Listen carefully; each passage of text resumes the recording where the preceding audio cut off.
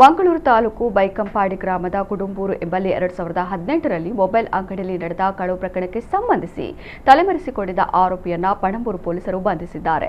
ಅಸ್ಸಾಂ ರಾಜ್ಯದ 34 ವರ್ಷದ ಪಾರುಲ್ ಹುಸೇನ್ ಲಸ್ಕರಿಯಾನೆ ಪಾರುಲ್ ಎಂಬಾತ ಬಂಧಿತ ಆರೋಪಿ.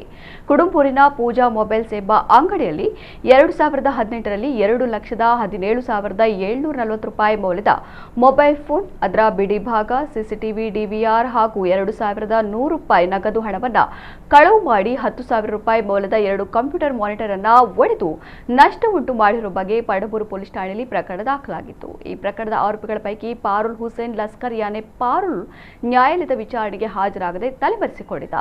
6 ವರ್ಷಗಳಿಂದ ನ್ಯಾಯಾಲಯದ ವಿಚಾರಣೆಗೆ ಹಾಜರಾಗದ ಬಗ್ಗೆ ನ್ಯಾಯಾಲಯವು ದಸ್ತಗಿರಿ ವಾರೆಂಟ್ ಹೊರಡಿಸಿತ್ತು. ಆರೋಪಿಯನ್ನ ಕೇರಳ ರಾಜ್ಯದ ಮಂಜೇಶ್ವರದ ಬಳಿ ಪಣಂಬೂರು ಪೊಲೀಸ್ ನಿರೀಕ್ಷಕ ಮೊಹಮ್ಮದ್ ಸಲೀಂ ಅಬ್ಬಾಸ್ ನೇತೃತ್ವದ ಪೊಲೀಸ್ ತಂಡ ಮೇ 11ರಂದು ದಸ್ತಗಿರಿ ಮಾಡಿ ನ್ಯಾಯಾಲಯಕ್ಕೆ ಹಾಜರುಪಡಿಸಿದೆ.